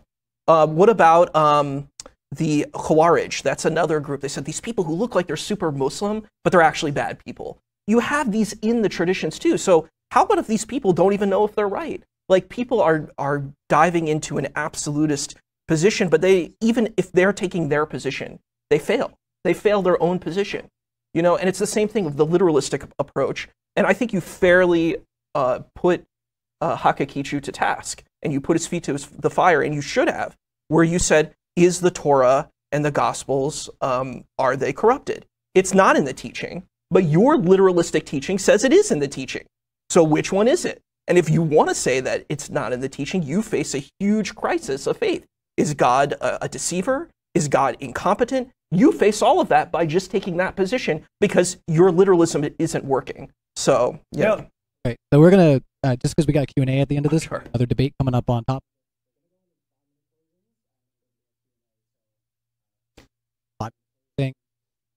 Who went? I went first, so... No, No, you're yeah. good. You're good, brother. Who would be first? So, you're using the European system. That's fine. Canada. Yeah, you betcha. Okay, maybe they have. Yeah, in America, it's whoever goes. I'm not sorry about that. You stay the same order throughout. And I noticed that in Europe they reverse it. Whoever goes first also goes last. But I'm totally fine with that. All right. So in my opening statement, I gave a quick outline of just my thinking on this issue. Just because it seems like a easy framework to keep in mind. If someone's claiming to be a prophet, you could look, okay, is this guy saying he got a revelation from God? Does this look like something that came from God, or this guy's getting something from his own mind? Is he making everyone around him serve him and do things for him? If so, that looks suspicious. I would need some good evidence that this guy's actually a prophet. So you have issues like that. Then you have, specifically in the life of Muhammad, some of these spiritual issues of, I mean, again, he delivered a revelation, then comes back, it promoted polytheism, and then he comes back and says, you know, I got tricked into delivering this revelation. Muhammad goes around, he's having delusional thoughts, false beliefs. It looks like he's going crazy. He comes back and says that he's a victim of black magic. A Jewish magician cast a spell on him. This looks awfully suspicious. And so I look at this and I say, okay, what's the actual evidence that Muhammad is a true prophet? What outweighs those things? Because there could be something that outweighs these kinds of problems. And I just haven't seen any, as far as the way I would normally look at these things and the way most Muslims, Christians, and so on would look at these issues. We'd be saying, okay, why should we believe in this guy? There are tons of false prophets. Why should we believe that Muhammad's a prophet? Doesn't seem to be lining up with other things that he seems to be affirming, and so I'm inclined to reject Muhammad as a prophet. Isa, there at the end of our discussion period, brought up something that's interesting. Why it would have been interesting to discuss that a little bit. Maybe we'll discuss it later, because I thought about using as a point in my opening statement what we call the Islamic dilemma, namely that Allah and Muhammad, in both the Quran and the Hadith, over and over and over again affirm the inspiration and the preservation and the authority of the Jewish and Christian scriptures. And yet, your average Muslim today, almost every Muslim you'll ever run into will tell you the Torah and the Gospel have been corrupted, when that wasn't the original position. That's not what the Quran and the Hadith say. That's not what the first century of Muslims said. They believed that Jews and Christians were misinterpreting and misrepresenting and misapplying and even covering up what their scriptures say, but not that their scriptures were corrupted. They didn't believe that the Jewish and Christian scriptures could be corrupted, because they believed that Allah is protecting those scriptures as well. Eventually, people realize, wait a minute, the Quran doesn't line up with these other scriptures on certain doctrines. And so the conclusion was either, well, Muhammad got it wrong, or the scriptures have been corrupted. And by that time, you couldn't say, well, Muhammad was wrong, because you get your head chopped off. So they had to start saying, well, the Bible's been corrupted. The Bible's been corrupted. And that's been the story. That's been the story for the vast majority of Muslims down through the centuries. Isa makes a good point. If you are interpreting the Quran differently, and I'm not agreeing with him that is the way to interpret the Quran, I'm pointing out that if you are interpreting the Quran a bit differently, not literalistically, not looking at it and looking for contradictions with the earlier scriptures and so on, but you're taking it as sort of a spiritual guide, then you wouldn't have that problem. That problem wouldn't arise. Wouldn't bother you nearly as much. And Bless you. The issue I'm facing now is, as much as I like Isa, and as much as I would agree with him on that issue, if you're reading the Quran, I mean, matter of fact, if you're just reading the Quran straightforwardly, you say, hey, it's affirming these other scriptures. As much as you could take that in a spiritual 20 seconds. In a spiritual sense, and say, okay, you have different groups in different times, and these are books. These books are spiritual guidance for all these different groups. I don't know that that's actually open to Muslims, given what the Quran says. It seems to be claiming over and over again that it's clear and binding. So if the problems are going to arise because of that, I'm going to need some better evidence that we should interpret it in this spiritual sense. Well, thank you. One thing I heard, I was looking at the chat and it said that Dr. Wood's mic isn't working. They said that there's a lot of bleeps, so I want to make sure that he's being able to be heard. Sure. Okay. Well, I want to thank my colleague here, my esteemed colleague. So why should we take the Prophet of Islam as a spiritual figure and the Quran as a spiritual text? I think this is the way that I think is the best way to look at religion and spirituality and try to give the best benefit of the doubt to the text. I think when we put historical lenses and literalistic lenses, we can kind of take away from the text. If that is our initiative and if that is our goal, then that is actually something of use. Then you could do that. Then that actually works. However, if we're trying to see, the spirituality of the Muslim community and where Muslims, present and where they're at, then it's you're going to have a whole diverse opinion pool of thought. But there is a narrative where we can see that the Prophet of Islam is viewed as a kind of a noble person. There are alternative narratives that do not have that case. I was very transparent in the beginning. I'm not going to, say anything. I'm not going to present an untruthful perspective of this. I'm going to try to do my best to be as truthful as I can. But we have a holistic kind of narrative that we need to look at. Going back to the beginning argument, I engaged the space, is, the Prophet of Islam connected to the Hebrew prophets? I think that still stands. I don't think Dr. Wood negates that, but he also makes a fair point that I will not negate either, where he said, well, what's the true prophet? And I think that is an interesting question at the end of the day. I can only show you, because, I am not the master of spirituality. I'm not the seraph. I'm not an angel that has the truth. So I'm not going to pretend to be that person. So I'm not going to give you the definitive truth that I know that, because I don't know that. And I think that that's a fraudulent position when someone does take that position. However, what I would say is we can have a case that the Prophet of Islam can fit as a true prophet. That doesn't mean he has to be a true prophet, but he can fit that narrative. And that was the point that I was trying to engage today. And I think that did come across. But I do think that we do need to engage all the other spaces that are there of how that may not suit other people's cases for that. Let's see.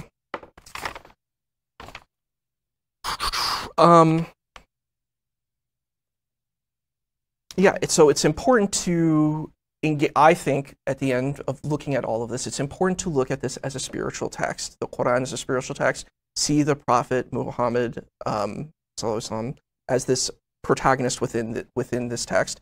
I don't think it really. I don't think we necessarily have to have a literalistic position. I don't think that that's necessarily needed. I don't think we need an absolutist position, and I think we can have a pluralistic position. So thank you all for hearing us out. Excellent. All right, we're going to kick it into our Q&A. So I'm just going to stand up here, and I got this fancy dancy mic because we had a couple mic issues there. So let us know in the live chat if you're watching, if you're hearing this well. So we're going to make a line just up to here. See where that outlet is? Just the front of your foot there if you want to ask a question. So if you want to make a line, head towards the back. And if you're in the front, well, look at that. You get very easy access. So I'm going to do a little pulling on that cord, and I will hold the mic just because it's a little strange. Okay. There are 3 issues that I wish David might have mentioned. One is that I've heard that Muhammad had the nickname the ear because every time he would hear something, and then magically it would appear in one of his revelations shortly after. Also, the issue of his dying of saying my aorta is being cut. And the third thing that I was surprised you didn't mention was that he seemed to be very, very interested in personal gain, material gain. And having the extra wives is part of that whole realm. But he was very much about collecting stuff, stealing stuff. Thank you for your question. I'll say a few words about that, and then he's going to respond. As far as so Muhammad being called the ear, yeah, that ties in with a lot of the claims that Muhammad is getting this stuff from people he's hearing. So he's even that is a charge that's leveled against him repeatedly in the Quran. The Quran is repeatedly responding to people who are saying, "We've heard this before. We've heard this before. We've heard this before." He's just an ear. That's in the Quran. But that's the same point I was making. And so if Isa's perspective is actually it's okay, it's okay, or Shabir Ali, if it's okay that he's hearing these things and incorporating them, that you would have a kind of issue like, wait a minute, this is supposedly the eternal speech of Allah, so how is this connecting? You have some issues to bring out there. But yeah, we did have a discussion about that. I didn't bring up that particular verse though. But there's that, and then with Muhammad dying and saying that he could feel his aorta being severed, I'm guessing that Isa might not necessarily take that seriously because the saying is in the Quran where Allah says that he would sever Muhammad's aorta if he were to fabricate revelations, but the sources saying that Muhammad was dying, claiming that he could feel his aorta being severed, that's from Sunni sources. I don't know if Isa would believe in those or not. What was the last? Personal gain. Personal gain. Oh, for personal gain, yeah, and there's actually, you could argue both ways in the Muslim sources. Yeah. There are even in the Sunni hadiths saying that Muhammad was not financially well off. I mean, he was still borrowing stuff even up to his death. You could say the wives, and so that's part of the reason that he was never well off. If you've got 9 wives at one time, and he's maintaining separate residences for all these wives, but doesn't look like he was actually rich apart from that. Looked like he had a pretty modest, eager life apart from the wives. All right, your question. Yeah, I had a question. Did Isa want to respond to any of that If it's okay, if I don't mind, a small response on that. Actually, I think you covered most of it.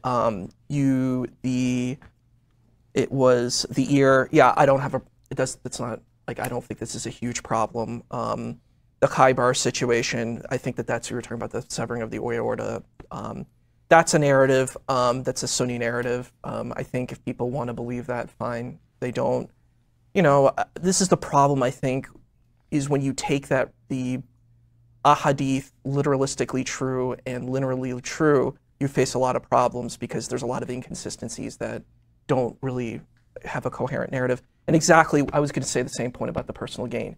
It really just depends on how you look at it, because if you read even these traditions, a lot of impoverishment, that there's not enough clothes, there's a lot of that if we even engage the Sunni tradition. So I think that could be contested, that argument, but yeah. So long story short, those would be problems for lots of people, perhaps most Muslims, if they got brought up to. If you're looking at things differently, might not be as big an issue.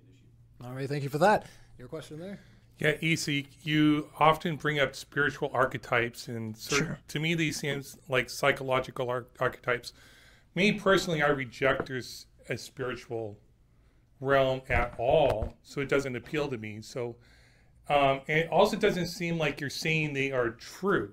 So if you're saying it's a narrative, to me, that's somebody's story of what they feel like the truth is. So how do you determine between, first of all, if there is a spiritual realm or spirituality at all, versus which one's narrative is true?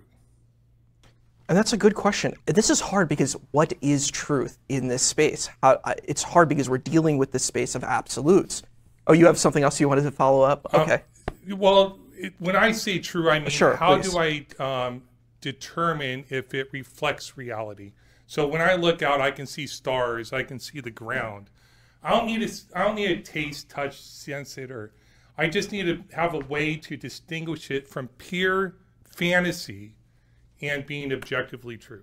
I don't know if pure fantasy is unreal though. That would be my issue. Like I think that we have narrative base and we create stories. So I understand your point, but it's hard because like if I'm a person who's blind, I have that reality of blindness. I have a very different reality than someone who, sees and has color and has all of these experiences and hearing and sight. Like, if Dr. Wood and I take off our glasses, it's going to be very difficult. Our whole reality changes.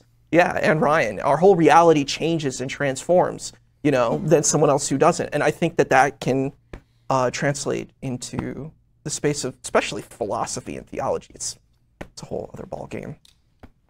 I don't know what you're talking about. I don't wear glasses. Oh, you don't? Okay. I'm kidding. All right, next question. Thank you for being here. So I just actually wanted to hear what either of you guys thought the worst argument was from each other. That's fine. Yeah. Really? Thanks. Yeah, of course. You may as well just said fight. It's hard. I think David was very fair. I think he engaged the points and he totally reflected. Like when he brought up like the Sunni tradition, he's like, yeah, this is a Sunni tradition. So I think he was completely accountable and completely fair. I have no, like I can't say anything really is wrong. Yeah, I think it's already come up in the Q&A a little bit, but I think Isa just thinks about these things a lot, like whatever your perspective, I think Isa's thinking is a lot different from the way the rest of us, whether atheist or Muslim or Christian or whatever, he's coming at this in a completely different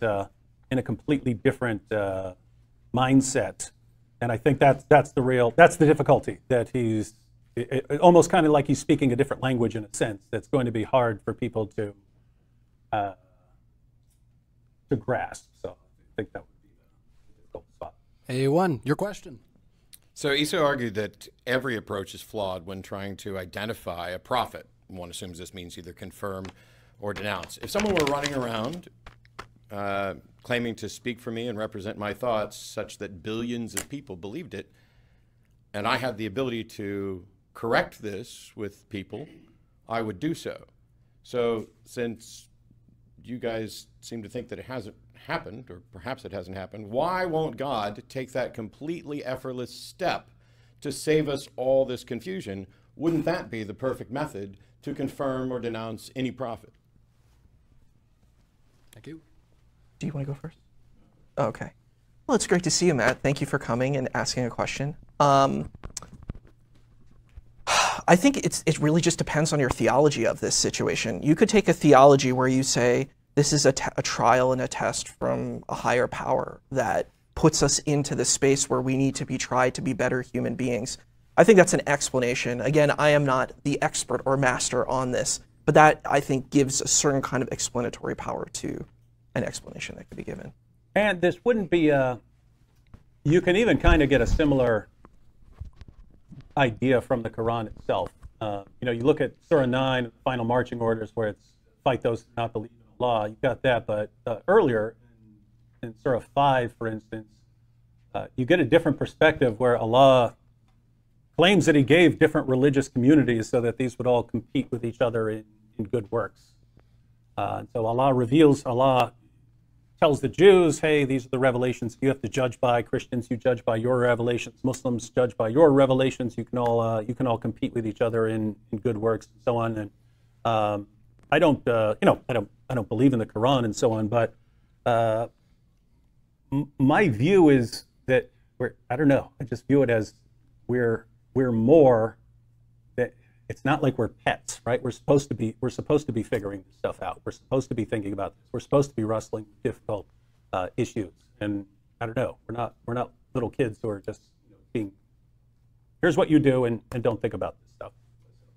All right, next question. Thanks for being here. Kind of have one for both of you, because it seems to me that neither of you established a solid case. Isa, you seem to say that it's possible to have multiple interpretations and imply that it's potentially even possible to derive wisdom from untruth, which, cool, I don't necessarily disagree.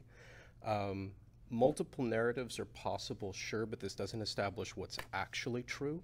And I was wondering if that could be resolved. And for David, you seem to say that the prophet wasn't a very cool guy as one of the primary arguments, which, okay. But that doesn't necessarily discredit a prophet, because a prophet could be a really bad guy and still be receiving the word of God. I'm wondering if it's an issue to demonstrate the falsehood of a prophet, because that argument might be detracted by the fact that you seem to maintain that there is at least one true prophet out there. Thanks for the question. Yeah, and I acknowledged, kind of dealt with this earlier, that Islam has a different view of prophets. So you look in the Bible and you see people who are just massive screw-ups, and even people who are like, don't tell me to go tell people this. I'm not doing this. I'm not doing this. Or David, having his one of his soldiers killed and so on. So we look at these guys as like messed up people that God can use anyway. In Islam, again, they have a different doctrine. It's Allah's protection of the prophets, which originally meant that Allah is going to protect a prophet from persisting in any sort of major sin. So back then, the doctrine meant that if you did something, Allah is going to rebuke you and bring you out of it. And so that's why early on, it was standard to believe in that Muhammad revealed the satanic verses. They didn't have a problem with it because it fit the doctrine perfectly. It's Muhammad tells people that they can pray to these pagan goddesses. Then Allah sends Gabriel to rebuke him. What are you doing? That was Satan tricking you. And then God brings him out of it. So it fit. Later on, the doctrine came to mean that Allah is going to protect a prophet from committing any sort of major error. So the Islamic doctrine eventually became Allah is not going to let you do something really bad. So if you find things that are really bad in the life of Muhammad, it's like the system comes crumbling to the ground. Here's the really bad things, and Allah's affirming them, but you're not supposed to be doing that. This is supposed to be the greatest guy in the world. So, Just so we if they didn't hold that doctrine, and Allah wasn't affirming these various things, then yes, you could say, of course Muhammad's doing, of course he's doing all sorts of stuff. Just so we don't forget, there was a first part for Isa there. Yes, which is just largely, how is it that you reconcile the fact that you seem to maintain that it's possible for multiple interpretations to exist? How do you figure out which of those is true? But even like kind of in response to that, sure, it may be internally inconsistent, but it doesn't sound like it's inconsistent for you specifically, because you do seem to maintain that it's possible for a prophet to be a bad dude and still be receiving the word of God. And by the way, that's why I pointed out that any of these. That's why I pointed out that any of these issues could be outweighed by other considerations. Like again, if there were some slam dunk argument for Muhammad, then I would say, okay, you got these problems over here, but there's this over there. Sure. All right, next question. Do you want me to answer the question? Or Sorry, yes, I was the one that was adamant. No problem. Rude. Just to be fair, I want to make sure everybody who's coming up gets to be heard. So the thing is, I kind of answered, I don't know the gentleman with the blue shirt in the back, but he had asked a question similar to that. This thing is, I'm doing the best with this concept of truth, especially from like a philosophical point of view. I don't know if we can deem an absolutist narrative. What we can do is we can say, here's a certain framework. Does this fit the framework? I think we can say, okay, there's a framework where this fits. So yeah, it would be kind of foolish of me, and I think I would be a liar if I go and say, I have an absolutist narrative that I can preach to you and tell you is the truth. It's wrong, and it would be wrong of me to do that. So, and I'm not going to do that. Thank you so much, speakers, and your question. Yep. In your introduction, you tried to show the distinction between a Rasul and a Nabi, and almost most Muslim scholars like Sheikh Usman ibn Farouk, they would put the Rasuls as having a higher authority over a Nabi. Do you hold to that view that a Rasul has more authority than a Nabi? Oh, that was my position. I actually was saying, I was taking the traditional position that I was saying that the Nabi is a minor prophet, like the Hebrew scriptures, and then the Rasul is like a major prophet. These are the ones who get the kitab, they get the books, you know, so, yeah.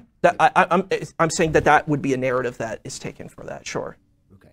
And then the Quran, admittedly, and this is from Sheikh Usman ibn Farouq's debate, he tried to put the prophets and then the Rasuls and then the Messiah. Now, that has a big problem for Islam in that Rasuls, if they have a higher authority, and then the Nabi being derived from the Hebrew scripture and the Hebrew narration. You've clarified that the Nabi, yes, that word, in fact, the word itself came from the Hebrew word. Sure. There was no Nabi before Muhammad in Arabia. So how would you, that's an interesting question. So it depends on your, it's always about stories and narrative-based things. What is our story here? So the Islamic, if we take like a traditional Islamic approach, if we're taking a Sunni approach, you have folks like Saleh, Harun, not Harun, I was going to say Saleh. What's there? There's a few others, but Saleh is supposed to be a Middle Eastern, like an Arabian prophet. But I don't even know if this concept of Arab even existed then. Like this concept came down the line. Like it's funny, people try to retcon stuff and try to make it always exist. Like Arab, this identity Arab always existed. It didn't. It's an Arabian identity means you're a fusion identity of multiple ethnicities brought together. So, yeah. So I would say, to answer your question about were this concept of Navi or Nabi or Anbiya, were there Middle Eastern prophets? It's possible, it's potential that the Islamic tradition kind of hints at some of these within the kind of corpus of the 25. So, yeah. All right, your question. I'm Ozian, by the way. But Ozian, pleasure. You too. As a follow-up to your last response to me, so my narrative of reality is that I know I do not believe that a God exists. So how do you differentiate? How am I correct, or are you correct? And if I am correct, or if you are correct and I'm wrong, what's the consequences? And this should be actually be a good question for both of you. What are the consequences of me being wrong? I think that's a zero-sum game approach. I don't think that's the best way to look at this situation and saying, well, I have to be right or you have to be wrong. We can both be right. That's your perspective. That's the way you view the world. I don't think there's anything wrong with the way that you view the world. You know what I mean? Again, this is stuff that's beyond people's pay grade. You're talking about supernatural, spiritual things. You can't prove that. You believe it. You have faith in it. So if you say, hey, this is not working for me, cool beans, bro. Like, I'm with you. That's fine. There's nothing wrong with that. All right, your question. Did David want to respond? Oh, I mean, yeah, it's I just did a show about this with Mike Jones, Inspiring Philosophy, and you have different perspectives. You have the standard, I believe you're going to stand before God. I believe you're going to stand before the Almighty, and so on. You have the traditional perspectives and so on. You run into a lot of other views in the world of philosophy and so on. Other views start rising to the surface and so on, and it's just something that I normally don't take a firm position on something I haven't studied, and so I can say, hey, there's the literalist interpretation, there's the metaphorical interpretation, there's the annihilationist interpretation, there's a purgatorial interpretation, there's a universalist interpretation, you could have a post-mortem, and I'm not putting my stamp of approval on any particular one, so that's all I can say. All right, your question. Yeah, so I was hearing David give a lot of different arguments that suggest that Muhammad wasn't a true prophet, and what I'm hearing from you basically is your rebuttal is it's just a different interpretation, perhaps. And so, like, for Christians, you know, our Jesus Christ is who we look up to. That's our, you know, made person, right? Who Christianity is all dependent upon. And there's a lot of, like, evidence historically that points to that direction. You know, looking at the cultural evidence, looking at the testimonial evidence, and those kinds of things. And, you know, testimony saying that Jesus performed miracles and those kinds of things. So my question is there anything in particular that Muhammad said that resonates with you, that makes you believe that he's a true prophet? Is there some kind of specific evidence that you can point to other than, I guess, your interpretation of the writings that you've read? So it's an interesting position, and I think even if we, like all religions, have diversity, that's my thing. I'm a DEI guy, so I love diversity, equity, and inclusion. But some people might not. But when we look at the kind of narratives, people have very different views on who Christ is for them in their life.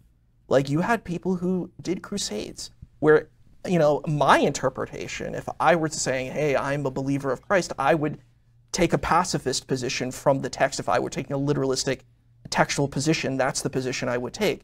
Even with the sword verse, I would still take that because I wouldn't call that precedent. But if I took a literalistic point of view, I would say I would take more of a pacifistic approach, but people took a violent approach. That's the same thing with the Muslim Islamic tradition. You have different kinds of approaches in Islam. So I think in the approach of like irfan or tasawwuf, these are like mystical approaches, there's a lot of focus on moral self-cultivation. And I think that type of thing can be a very good evidence for a practitioner within Islam. All right, so we're going to wrap up our Q&A there, and we're going to give a virtual applause for the people tuning in online and a round of applause for our speakers here. Thank you guys for coming out and having this discussion. We're going to take a quick break, and then we're going to start the next debate just a few minutes after the hour. Thank you. Yeah, I was going to say, this will go all over the place. It was a pleasure. Thank you so much. We'll have a little reset.